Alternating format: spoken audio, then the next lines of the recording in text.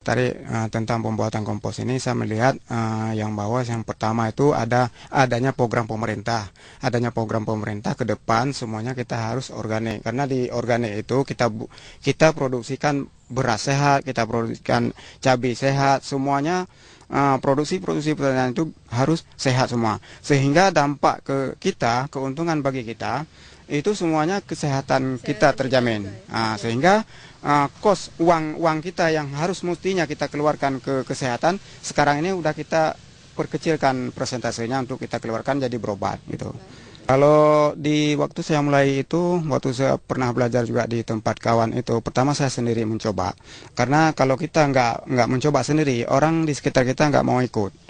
Pertama dia bertanya apa itu, untuk apa itu. Tapi kalau kita yang melakukan pertama, karena kebetulan saya sebagai ketua kelompok tani di desa Lambega ini, kemudian saya akan mencoba selama 1 tahun.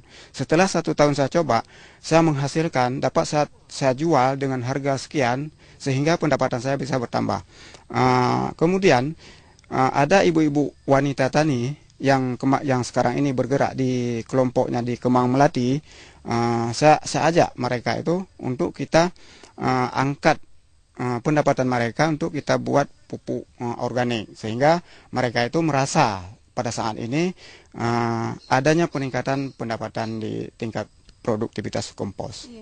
Kalau analisis usaha, saya sudah juga menghitung, karena gini, kalau kita nggak menganalisis, percuma aja kita lakukan usaha-usaha. Tapi di hasil analisis saya itu 45% modal usaha tentang pembuatan kompos, kemudian 55% itu menggeruk untuk sisi kelompok. Di sisi kompos ini tidak butuh biaya perawatan, itu keunggulannya di produksi kompos. Kalau perhitungan produktivitas sehari satu orang itu bisa 500 sampai 600 kg per satu orang. Gitu.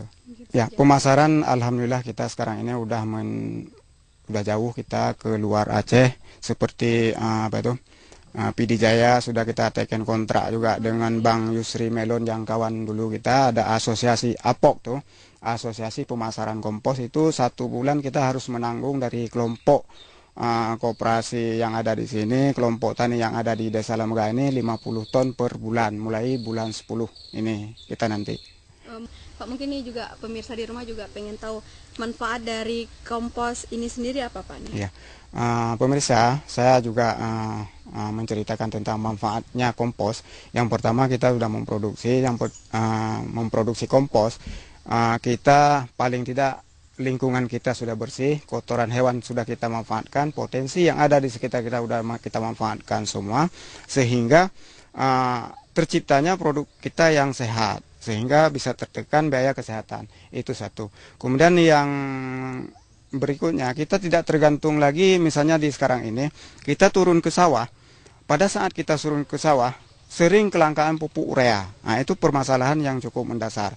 Itu bisa kita atasi dengan industri-industri rumah tangga kita yang produksinya kompos, bisa terhindar dari ketergantungan sama orang lain.